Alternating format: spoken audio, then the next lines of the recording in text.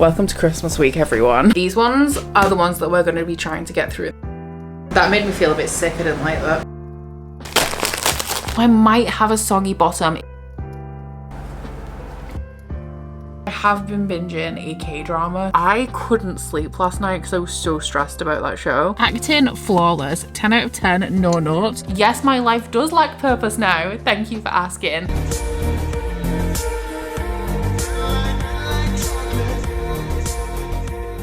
Good morning, friends. It is 5:30 a.m. I have my flask full of coffee and I am off to do my Christmas food shopping. Welcome to Christmas week, everyone. It's the end of the year. Everywhere on TV, couples and Christmas trees. So it's like 9 now. My hat gave me a side fringe and I'm just rolling with it, honestly, because I really can't bother to try and fix it. But I have done my Christmas food shop and I've walked Brie, so my next task is to wait half an hour. I might have a coffee while I wait. I normally only have one, but obviously like today is not a normal day. But after that I need to go to the library and return a book that is due today that I cannot renew. So I'm pretty sure, I have just checked, but brain cells are few and far between today. Brie, can you move? So I'm pretty sure that The Warm Hands of Ghosts by Catherine Arden is due back at the library, and I could actually, I think, take it in and renew it and bring it back. It's just because it's been so long, I've renewed it so many times, that it actually has to go back to the library. But I think because I have a TBR issue, and my TBR issue is my immediate TBR, like my monthly TBR, I have been getting this book out on a loop since summer. And I still have not read it. So now if it gets to this point where my library books have to go back to the library, I'm not getting them back out and I'm instead going to put them on a wish list. Not to buy them, but so that when I can actually read them, I know that I have them at the library and I can request them then. Because clearly I'm not getting to them because I've got this one. I've got like 3 cookbooks out as well. And I also, does this look familiar? Because I've also been getting this out on a loop since summer. And then I also recently picked up The September House. No plans or time to read this at any point soon. So yeah, I think that is what I'm gonna do from now on, because I have, as we know, plenty of books that I own and I need to read. And I said that I wanted to go into 2025 with a clean slate. So speaking of that, actually, my plan for this week is to read as much off my TBR as possible. And this is my TBR. Plus the book that I'm currently reading, which I will talk to you guys about that eventually. But yeah, so obviously it's not going to happen. So what we're going to do is we're just going to take this back to the library. This one we'll just keep until it has to physically go back, and we'll get through everything, because some of these things are on this TBR by choice. Like I'm choosing to read them, but I'm actually not, because I'm never getting to them. There's no book club or reason. I say reason because the reason is that I want to, but there's no driving force that's making me read them. It is a choice, and so I'm choosing to remove them from my TBR. And then the ones that are compulsory, which is like these ones, are the ones that we're going to be trying to get through this week. I'll be honest, I'm flagging. It's 10:20, and don't get me wrong, it feels amazing that at 10:20 a.m. I have done almost everything that was on my to-do list for the day. The last main thing that I need to do a workout today, and Curtis is doing some cleaning, so if I finish up with this, I will help him with that. It's literally like the final wipe down, mop and hoover that he's doing. But I am tired and I'm going to nap after my final task. Unfortunately, this is going to take me a little bit of time because I am starting the Christmas Day dessert. Now I am 2 days early, but it's going to take me 2 days to make it, 1 day to make the base of it, like the bulk of it today, and then tomorrow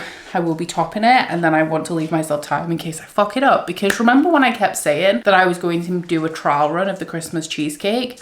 I never got time to do that. So this is my first time and it's doing so many things that I've never done before. I'm making a cookie dough cheesecake, and the website that this is from is piesandtacos.com. So this is the same person that I got my carrot cake cheesecake recipe from, and also the pumpkin blondies that I made a couple of months ago. I have never made anything from this blog that is not amazing. So I have full faith that this is going to be fine. It's just like my skill, because I've never made a cheesecake that has like a biscuit base. It has a cookie base. I've never piped. I've never made ganache. I need to heat treat the flour to make edible cookie dough. Up until yesterday, I had no idea that that was a thing. So this is the kind of place that we're in right now. But today I'm making the edible cookie dough, the cookie base, and the actual cheesecake. Tomorrow is the ganache, the cream and the putting the balls on top. So I don't know how I'm going to film this actually, because my tripod broke 2 days ago. It was breaking, it's been on its way out, but it finally went 2 days ago, and the new one is out for delivery, but it's going to be a couple of hours, and I ain't waiting, but fingers crossed, because the last thing I need is for this to go wrong and me to have to go out and buy ingredients on Christmas Eve, because I've just been going to the library was the last thing that I needed to do, the last reason I needed to go out today, and Tony's getting really busy, so even though I am tired, I am so glad that I got up at 5 to get my Christmas shop done, because I would hate to be out right now.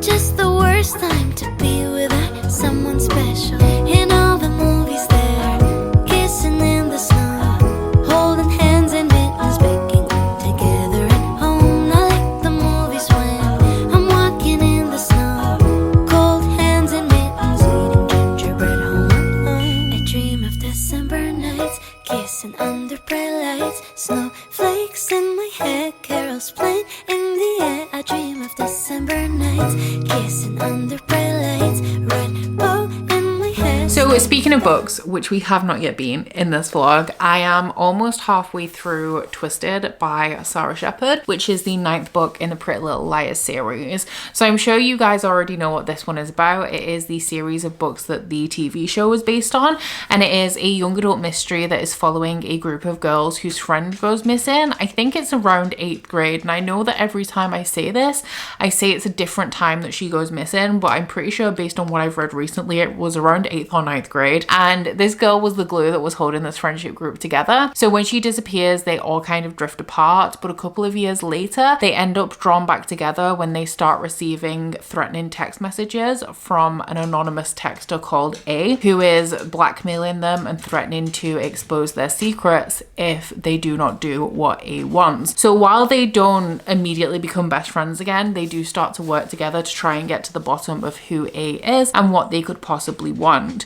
So this is a deeply entertaining series from the early 2000s. It's one that I'm casually reading with my patrons, where I have a 24-hour readathon every month, and so every month during the 24 hours we are picking up a book in the Pretty Little Liars series. So this one is a little bit of an interesting one because it is book 9, which is the first book after the series was supposed to end. It was only supposed to be 8 books long, and so this one is actually set about a year and a half after book 8, even though it was published almost directly afterwards. And the girls are once again not speaking to each other after something they keep referencing that happened in Jamaica. So on spring break they went to Jamaica and something happened, and they keep kind of referencing back to it but not really directly talking about what happened. I really like this series because of how entertaining, unrealistic and overly dramatic it is. It is not like a great work of literature, but for me, I find the books in the series to be really good palate cleansers, and they're also incredibly quick reads. Like this one is the longest one in the series, and it is just about, it's 305 pages, so it's just over 300. I say that these are incredibly quick, but I was supposed to read this at the beginning of last week and I ended up focusing on a different book instead. I focused on my buddy read because I very quickly fell behind on that, but I am hoping to pick this one up pretty quickly. It's actually a perfect one to be reading right now because obviously my mind is focused on other things. I'm still doing Christmas prep. Tomorrow we are going to see Curtis's family. I'm finishing the Christmas food prep, so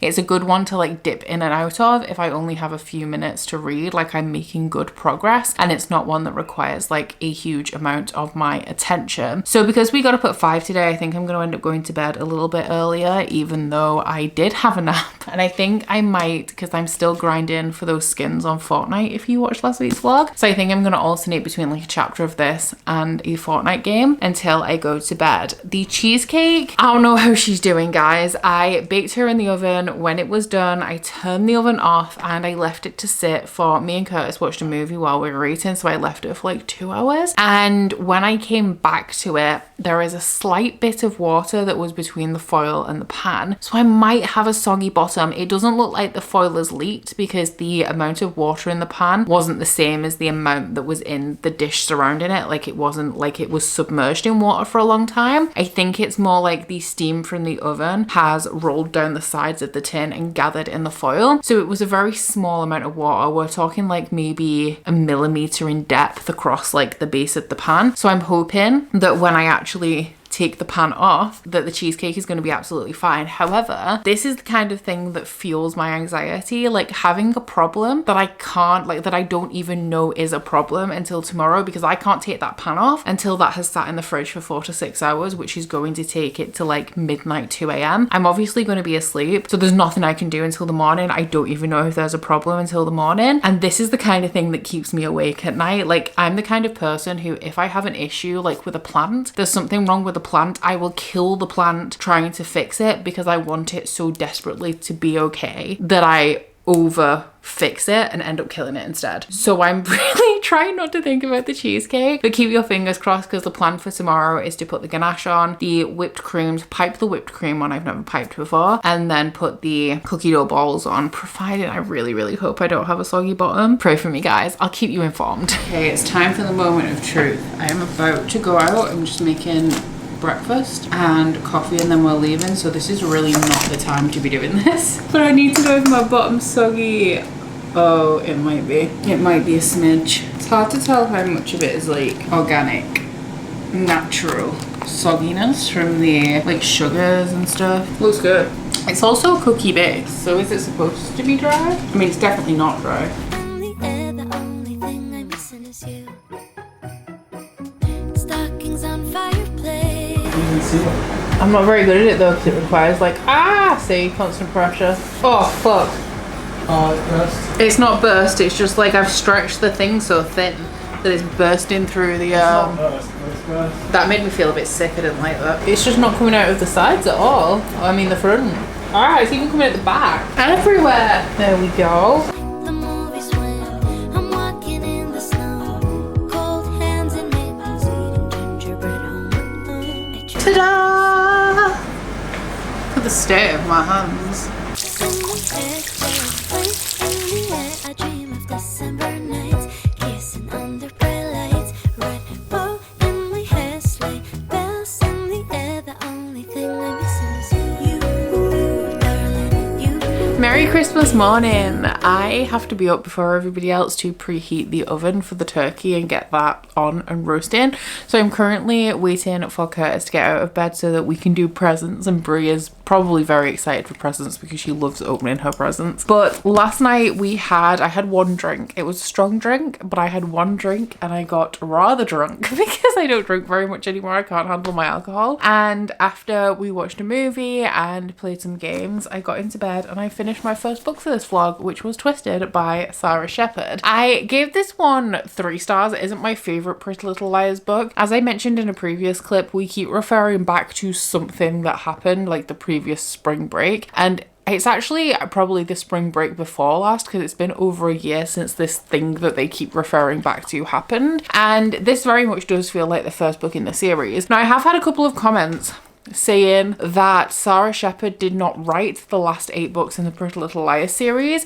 So I've looked into this very briefly. I didn't do a deep dive, but as far as I can tell, all of the books were written by Sarah Shepherd, but the Vampire Diaries books by L.J. Smith, I think only the first 4 were written by her, and I have read a lot of them and they were all terrible. I'm not sure if anyone is confusing the two, because I know for sure that she did not finish her own series. Like, the rights were kind of taken from her and the publishers continue to publish them in her name. But as far as I am aware, all of these were written by Sarah Shepherd. And actually, in the acknowledgements here, it starts with saying, "Let me say how thrilled I am that the Pretty Little Liars saga continues. As soon as I wrote the very first sentence of this book, I felt so right, so thrilled and privileged to delve into the twisted lives of Spencer, Aria, Emily and Hannah once more." So I do think that all of these are Sarah Shepherd, but obviously she very much finished the series with the 8th book, and because of the nature of how book 8 ended, it was very easy for this series to open up again. It's not like it was very final, very closed, very done. And so what she's done is she's created this little bit of a time jump, and actually this is more in the vein of the TV show in that it's much more sinister, I want to say, in what the actual mystery is and the level of involvement that the main characters have in it. Because while there are definitely similarities between the books and the TV TV show. I did always feel like the TV show was much more cutthroat and intense than the books are. The books are more like dramatic in a problematic way. Like there's lots of older men, lots of slut shaming, lots of girls hating girls, that kind of vibe. Whereas in the show, there's more like death threats and murder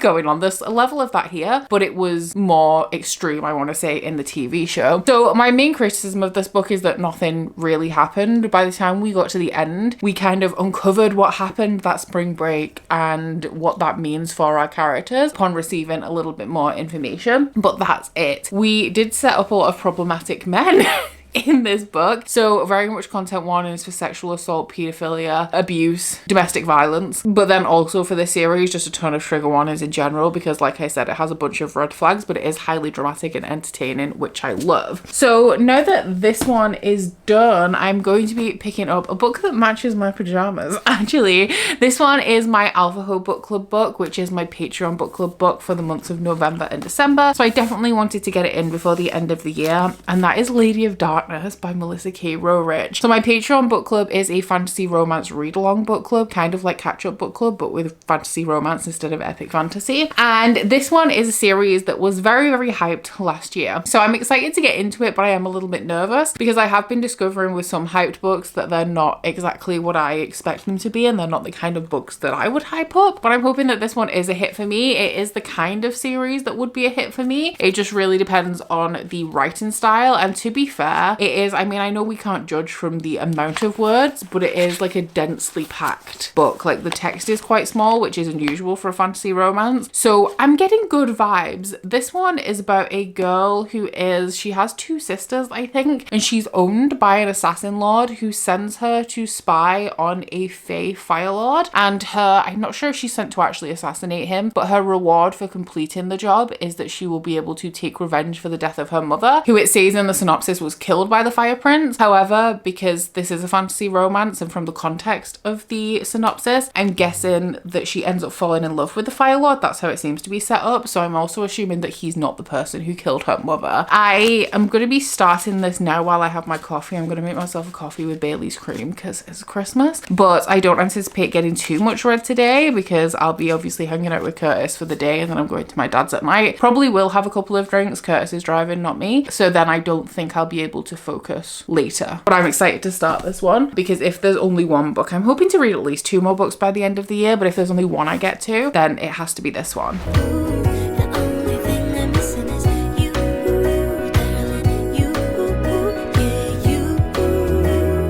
She only looked at the first half of it. She's so good at that. Looks like she's just like methodically pulling the paper off the other side of it. Yeah, put it out!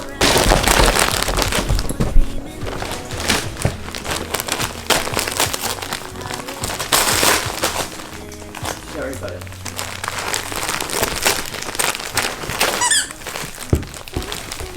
Ah, what's that? It's the best. December nights, kissing under bright lights, red bow in my hair, sleigh bells in the air. The only thing I'm missing is you, darling. You, yeah, you. The only thing I'm missing is you, darling. So I go here and I deposit this dude. Deposit. Good lord. Be gone, thought. May I have a perk card? I'm going to go this way using the rest of my moves. 1, 2, 3. Dracula. 2 items. Move the hero or villager closest to Dracula 3 spaces towards him. Sorry, Lucy.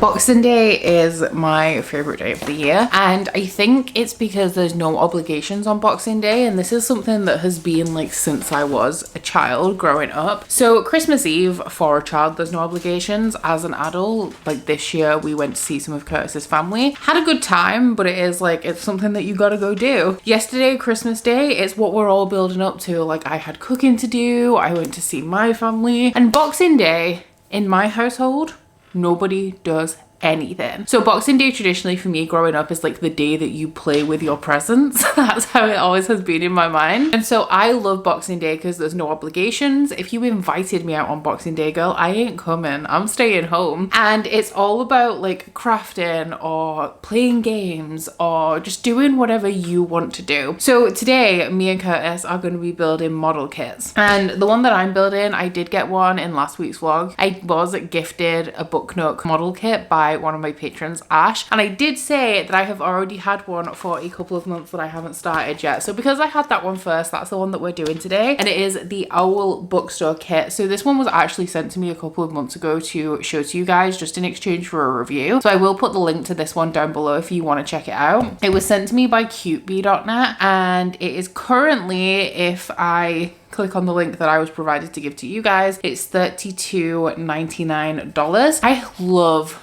the look of these kits. I think they started off with ones that look like little greenhouses and little rooms, and like if you put all of the blocks together you can build like a sort of house, or like it looks like a house. And my crafty ass has always wanted to do one of these, but I'm not an especially dexterous person, so I'm a little bit worried about how this is gonna go. It is the Old Bookstore. It's got 139 parts. It's a DIY book nook and they're made out of like wood or cardboard or something similar.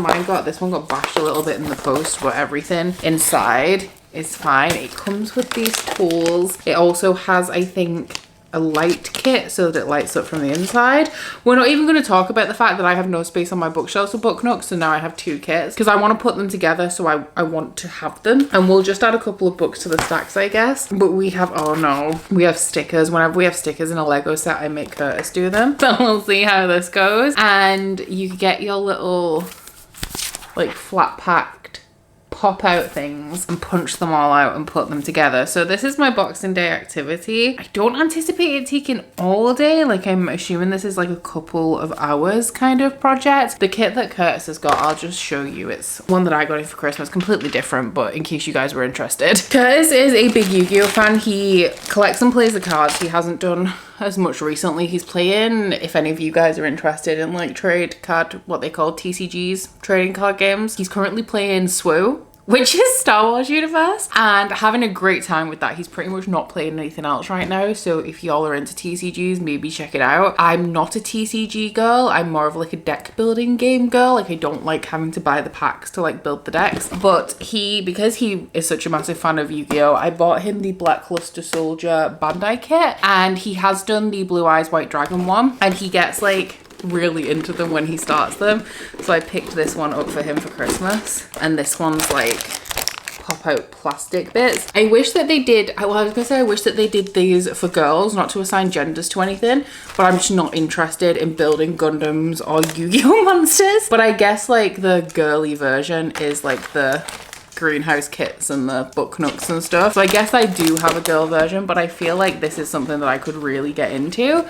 To my detriment though, because I love doing stuff like this, but it's the same with Lego sets. Like where do I put them? They collect dust. I don't know how to display them. I am thinking about putting some shelving upstairs though. We've got like an alcove cubby at the top of the landing, at the end of the landing. So I do keep thinking about putting just like wall floor to ceiling shelves there, so I can put like Lego kits and like nerdy display stuff there, stick like a glass front on it and light it up so that they remain dust free, but we also have like a dedicated place to display them. That of course does just lead to buying more so that we can do them, and then eventually the display is full, and then what do? Move out, buy a new house, dedicate a room to it? I don't know. But this is the problem with being into so many crafts. I love to do them. I'm not going to throw them away after I've done them. Do I necessarily want to display them? Not really, but here we are. Anyway, I'm going to crack on with this. I think that the audiobook for Lady of Darkness is on Everand. I have heard good things about it as well actually, but I think that not having an audiobook was to my detriment last week, and I'm still not currently listening to anything. I might put this on, but because we're kind of doing this together, we'll probably just put a little bit of background noise on and get on with it. I'm so excited. So I just wanted to come in and talk to you guys a little bit about this Cosy Owl Bookstore little book nook model kit that I did, because if you guys are waiting for me to come back and follow up on my experience with this, how it was putting it together, how I enjoyed it, well, you are going to be disappointed because I literally never never do that. I had a really good time with it. I thought that it was a really good product given the time that it takes. It is a perfect kind of one-day activity. It took the majority of our afternoon. It was like 3 to 4 hours. In terms of the quality of this kit, some of the pieces were a little bit hard to get out, and I did end up snapping a piece that is supposed to go on the bookshelf in the back, but I covered it up, like I rearranged the things that go on there so that you can't really tell, and I did have to sand down some of the joints because some of them were very stiff and weren't fitting at all. But overall it was pretty easy, it was pretty simple. I'm not the most dexterous and I have long nails, and I managed, but that is something like if you aren't very dexterous and you have long nails, you are going to struggle a little bit, but 10 out of 10 would do it again. I'm glad I got to know you better. We've come so far since that December.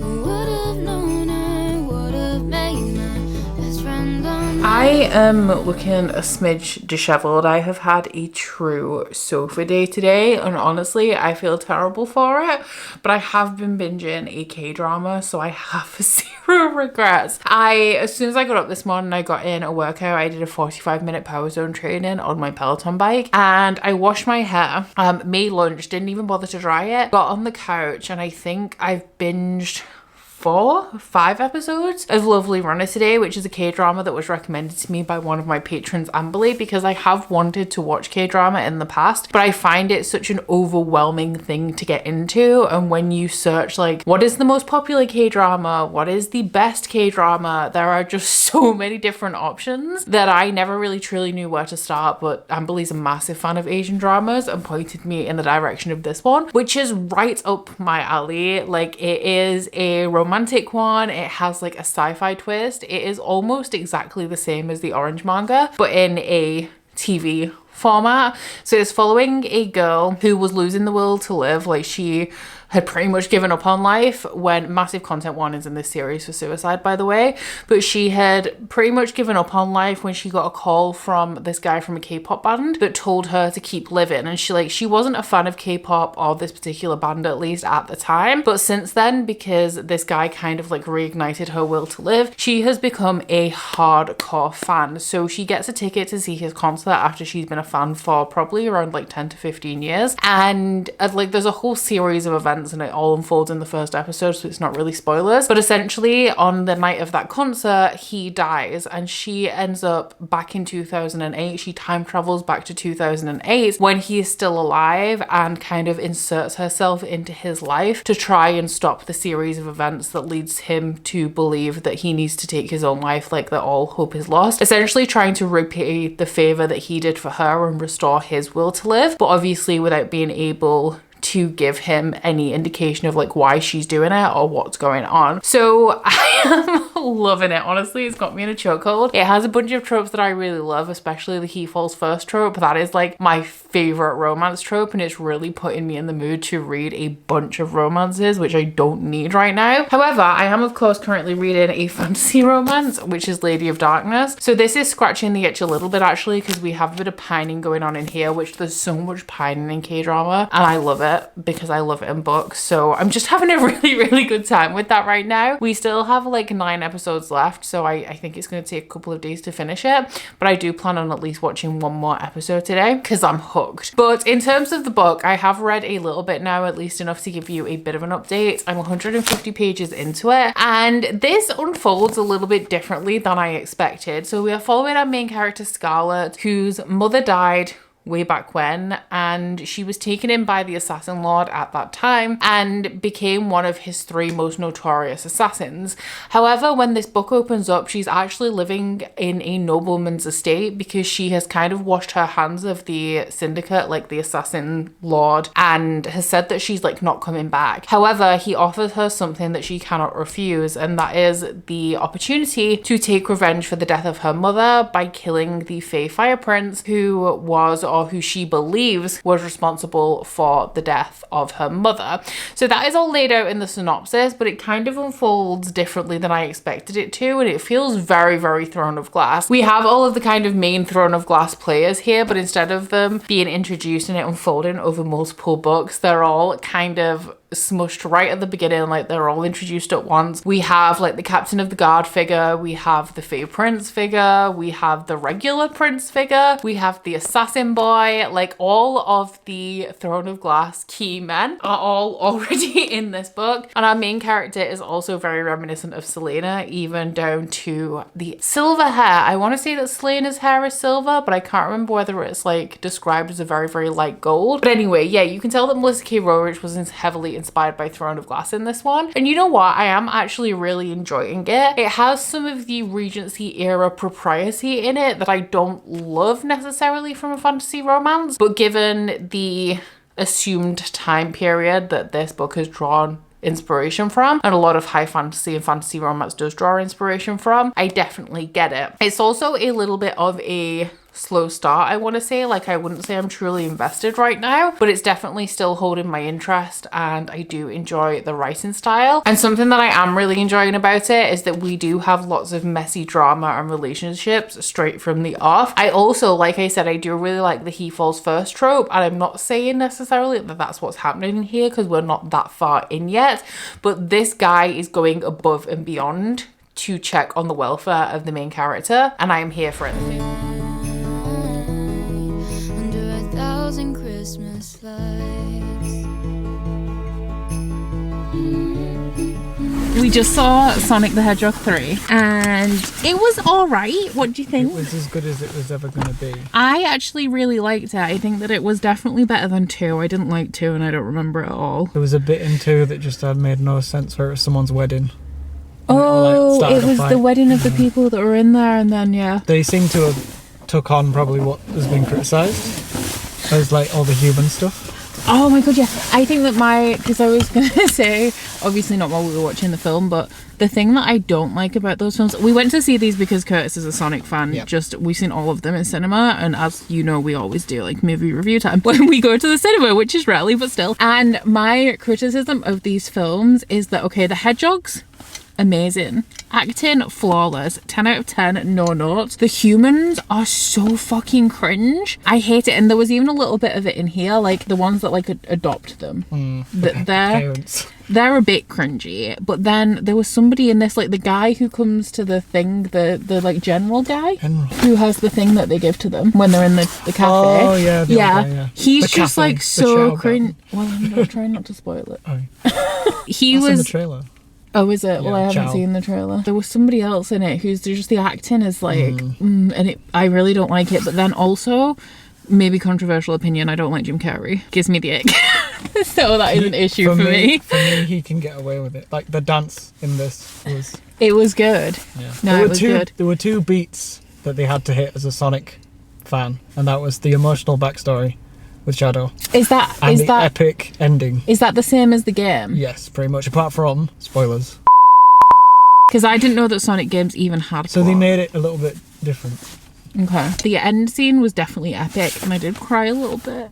I cried a bit when they were on the moon. Yeah. Yeah. It was a bit emotional. But no, I definitely think it was better than the rest. And because they had, I don't know whether it was the first or the second one, but they just have endless boring action scenes, whereas I felt they were a bit more cinematic That don't in this one. include the hedgehogs as well. Yeah, it's just like machines and soldiers. So yeah, this one was better. Did I have to see it in cinema? No. But I did like, considering I don't like Jim Carrey, I really like Dr. Robotnik in this one. Yeah, well, he kind of gets his more iconic look with the suit at the end. Well, like your dad. As Curtis's dad has aged and as Jim Carrey has aged now in Sonic, they're the same person. He really looks like your dad. Don't think so. No, he does. Because Jim Carrey has brown eyes. Just convince you to tell your dad to grow a mustache. I don't think he would be down well, he for did that. have a mustache. Not like that. Not as long as that, no. No. That's what I was thinking the entire time I was watching it. I was like, wow, no, he looks like your dad. I was in a bad mood before we came, so I feel better now. And then we're going to Asda. Because we always go to Asda after the cinema. Obviously, we are in the time of year at the minute where we are not only reflecting on the year that we've had, but looking forward to the next one. So I've taken like a little bit of a break from my Cosy Hobbies today to set up my planner for 2025. And I'm not like a new year, new me person. I also don't believe in New Year's resolutions because I think that every day is an opportunity to start something new or change something about your life that isn't working. And I don't think any of the great changes that I've made in my life have ever happened on January 1st or maybe even in January at all. But I essentially wanted to get a little bit ahead on my work for next year, just because I find that if I go into a day with knowing what my intentions are, knowing what my to-do list is, then I'm much more productive instead of waking up and kind of not knowing what gear mentally I need to be in. So I was just setting up my content calendar and it got me thinking about what I do want to change in 2025, what isn't working for me, and how I can make that work a little bit better. I want to be more efficient next year.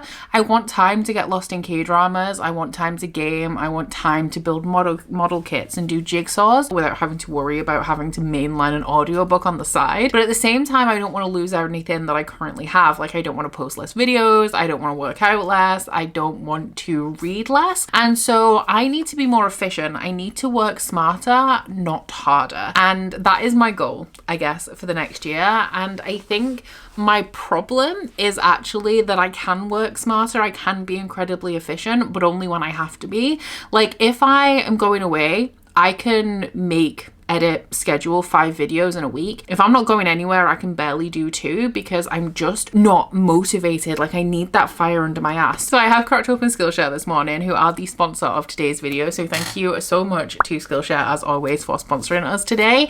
And if you don't know who Skillshare are, they are an online learning place where they have thousands of classes across a bunch of different disciplines. A lot of them focus on creative pursuits. So you have like photography, illustration. I've done baking classes. I've leveled up my crochet game using Skillshare. And they also have a ton of more like businessy stuff as well, I guess. Things like marketing, how to like set up a small business, how to be an entrepreneur. But the thing that I have been looking at today is, of course, productivity classes. And there is one specific creator on Skillshare that I keep coming back to for little life hacks and productivity tips. And that is Ali Abdaal. So Ali Abdaal is a YouTuber. He has a podcast. He writes a blog. He also is a doctor, and he also like has, I think his YouTube channel is predominantly about productivity, but he also teaches a bunch of productivity classes on Skillshare. So I've taken like his very first productivity class that he did, and I've also done his Notion masterclass, which really helped me to set up some like organizational spaces, which helps to organize my mind and kind of keep everything in one place. But the one that I've been looking at more recently that I'm going to crack into in 2025 is productivity for creators specifically. Now, this has a little bit more of a focus on setting up a side hustle and how to maximize your time, I guess, outside of your 9 to 5. Obviously, that's a little bit different for me because being a creator is my job, but I find that with being self-employed and being a creator, like if I'm not inspired, if the mood doesn't strike me, if I'm feeling unmotivated, then it can be very easy for me to become unproductive. So if you guys are in a similar position to me, if you're looking to work smarter and not harder in 2025 and you want to check out Skillshare for yourself, then if you head into my description box, right at the top there will be a link, and the first 500 people who click on that link will receive a free 1-month trial to Skillshare. So of course, once again, a big thank you to Skillshare for sponsoring my channel and also for helping me to level up my creative, professional and productive game throughout the years.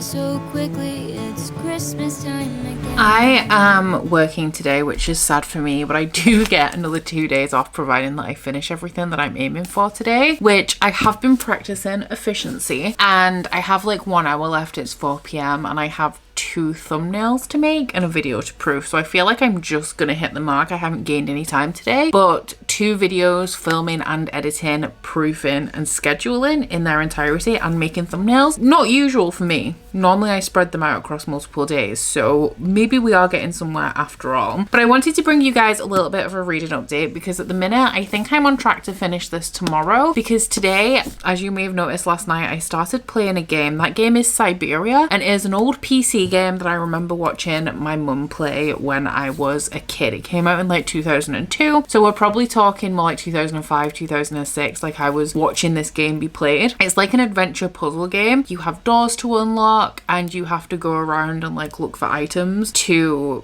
put in the puzzles to open the doors and find the clues, because you're looking for the lost brother of a woman. You're a lawyer looking for a lost relative of a woman who owns a toy factory that was supposed to be sold to the company that you're like representing. It turns out like by the time you got there, she died and it turns out that she has a missing heir and you're on your way to like find them.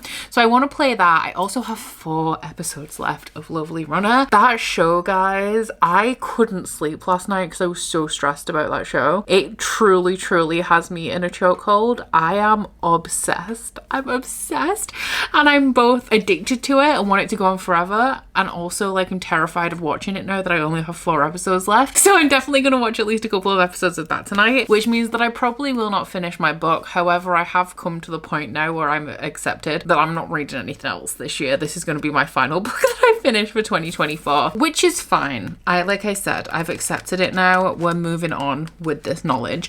But I'm 410 pages into it because I listened to the audiobook a little bit while I was getting ready and setting up for filming today, and I am really enjoying the audiobook of this actually. The problem is though is that this is not the kind of story that I would typically comfortably listen to an audiobook of, so I can't listen to the entire thing in audio. It's just something that I'm kind of falling back on when I'm walking Brie or, like I said, setting up for filming. But if you're interested in picking up this series, would definitely recommend the audio. The only negative I would say is that it is a multi-perspective book. We have 2 perspectives in this first book. I'm not sure about the rest of the series, but we have our main character Scarlet and also the main male character, and we only have one narrator. It's just one female narrator for both of them, so that is pretty much the only negative that I could say for the audio.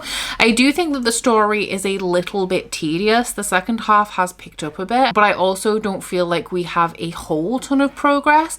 That being said, I typically do like slow stories, especially when it comes to romantic ones, where we're building a fantastical world and a fantastical plot line, but also like developing a relationship between 2 characters. So where I'm at now, it's kind of the point where the shit has hit the fan, to put it impolitely, and we are going to have to get our main characters out of a little bit of a sticky situation. In terms of the romantic relationship in here, I feel like it is a little bit too inevitable. Like at the beginning, I wouldn't say that they dislike each other necessarily, but there is a lot of banter, a lot of antagonistic kind of language and behavior being thrown around, and then very quickly like they start to bond. And while it takes place over a series of weeks moving into months, it doesn't read like that because it jumps a little bit like a couple of days at a time. So I feel like we never had any true, like, not point of conflict necessarily, but any resistance in this romantic relationship, despite there actually being more romantic players in this story than just our 2 main characters. In terms of the fantasy plot, I honestly don't know what it is. I know that it's going to tie to the Feylands, especially given some of the knowledge that we've uncovered throughout this book, and I know that it's going to relate to, I'm assuming, our main character traveling to the Feylands, because we're currently in the human lands, for the rest of the series. Now, there has been hints of a weapon to save the Fae from an oppressive force, but we have had no elaboration on that so far, so I don't know whether that is going to be forming the bulk of the story or not, but I guess I will have to wait and find out. My kind of prediction for this book is that it is going to end where we solve the problem that we've currently encountered now, which is more to do with the main character's backstory and resolving something that happened like a year or so ago than it is to do with like the core plot. Although the plot that they've been investigating, which is to do with missing children, I'm interested to see how that unfolds, because I very much knew what it wasn't and what wasn't responsible, but the theory that I had for what was responsible has currently, I think, been refuted. So I'm interested to see kind of like how that resolves, and I think that that might also play a part in the end of this book. Even though we both get busy, we still have time to talk for hours on end.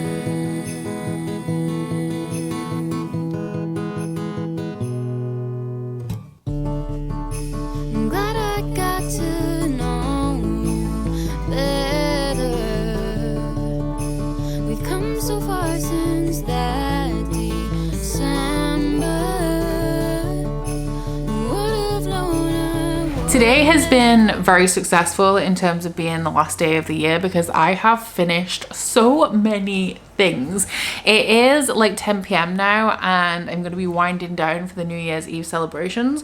Fun fact, I don't celebrate New Year. I am going to be playing Fortnite. I'm going to make myself a drink. I'll probably have a singular drink and then I'll be going to bed at some point shortly after 12. I always have to see in the new year, but it's not a holiday that I celebrate because I am a very, no, I don't want to say pessimistic person, but I focus, and I know that this is a me problem, I focus on what has passed as opposed to focusing on what is to come. So it's like a sad holiday for me really, so I don't celebrate. But I do like to have things wrapped up obviously before the year actually ends. So the first thing that I finished today was Lovely Runner. Yes, my life does lack purpose now. Thank you for asking. I loved that so much and it reminds me of when I read like some of my favorite romance books like The Hating Game by Sally Thorne and also The Love Hypothesis by Ali Hazelwood, and I do feel like it's put me on a little bit of a romance kick again. I do have one contemporary romance on my TBR and I am, spoiler alert, the next vlog that I'm going into making is going to be Shelve It or Scrap It, so maybe some romance will come up there, but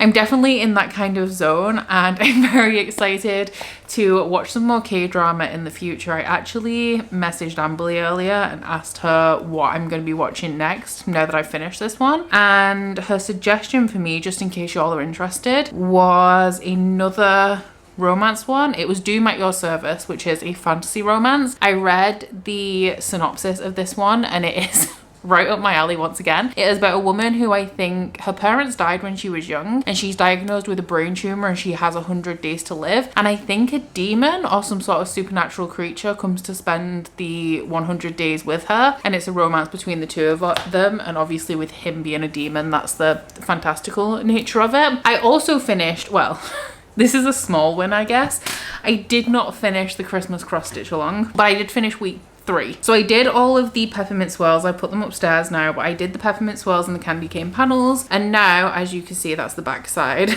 I am just starting the fairy light bit that goes around the gingerbread house that I made for week 1. So this is what week 4 is going to be, going all the way around here doing that, and also icing the gingerbread house. I also wove in my ends, which if y'all know how I am with knitting and crochet, that is something that I never do. I hate doing it.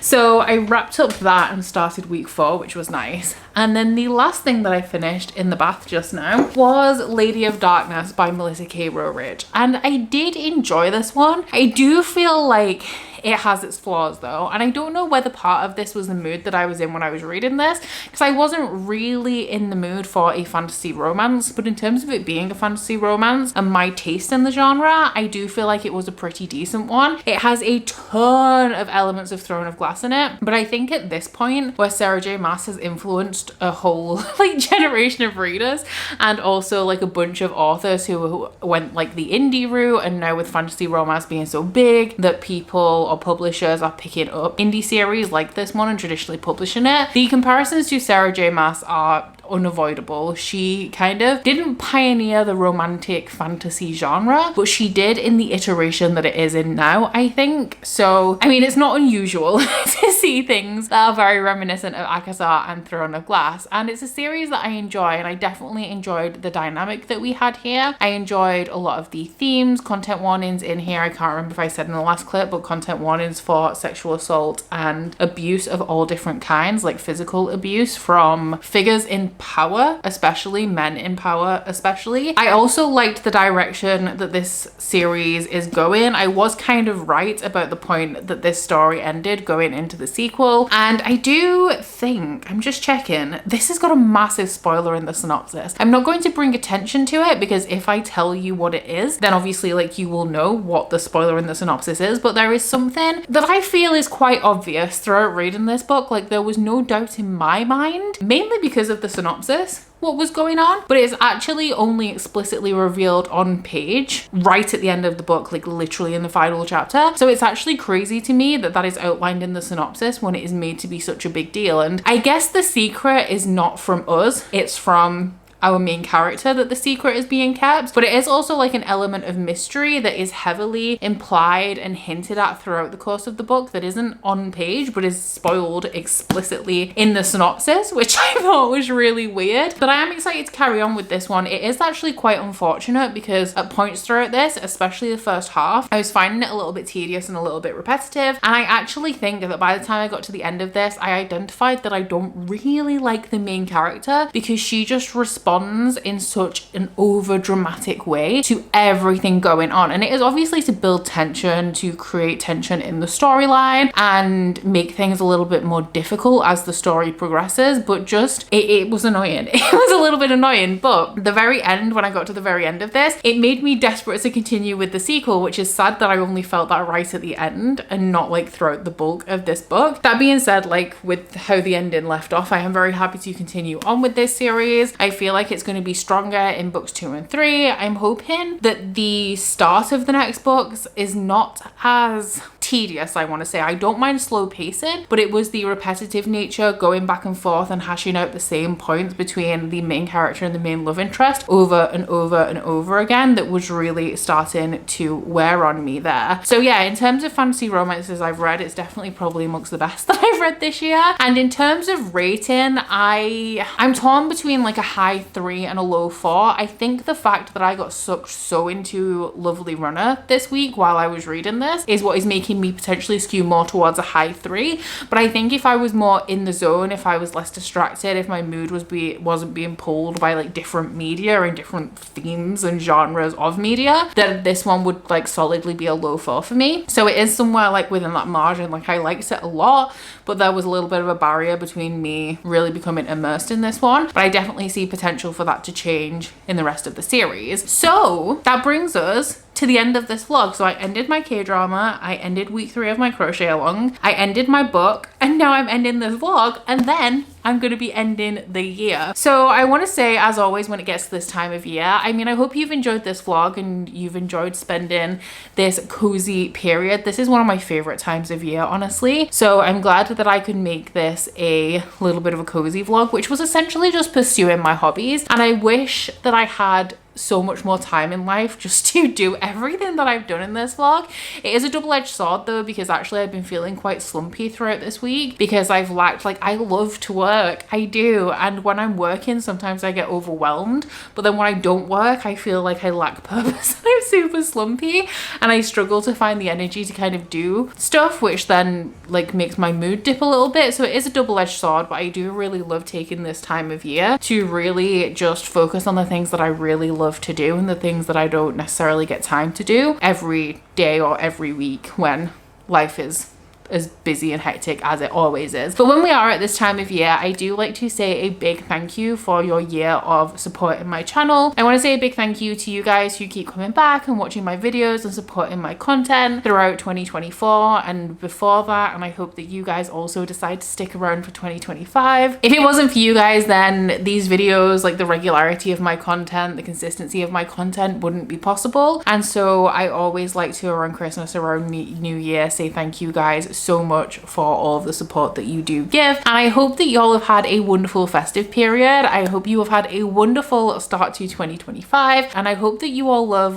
what is coming in 2025. I mean, in terms of my content right now, I don't think I have any super exciting plans on the horizon, but I hope to at least keep delivering you the same quality content, if not better, throughout the coming year. That does bring us to the end of this vlog. Next week is going to be the next episode of Shelve It or Scrap It, which does have a little bit of a tweak to the rules, which I'm a little bit scared about, if I'm being honest. And I do know what the theme of the next episode is going to be because my patrons are going to be picking the books I read, which I'm also very, very scared about. So stay tuned for all of that if you are interested. It should fall somewhere around the middle of the month, and then you have all of that exciting end of year content to fill in the gaps in between. But I do hope that you have enjoyed this vlog if you've made it this far. If you have, please don't forget to like if you liked it and subscribe if you want to, and I'll see you guys next year. Bye. Oh, you bite your friend like chocolate. You say you will go where nobody knows, with guns hidden under our petticoats. We're never gonna quit it, no, we're never gonna quit it, no.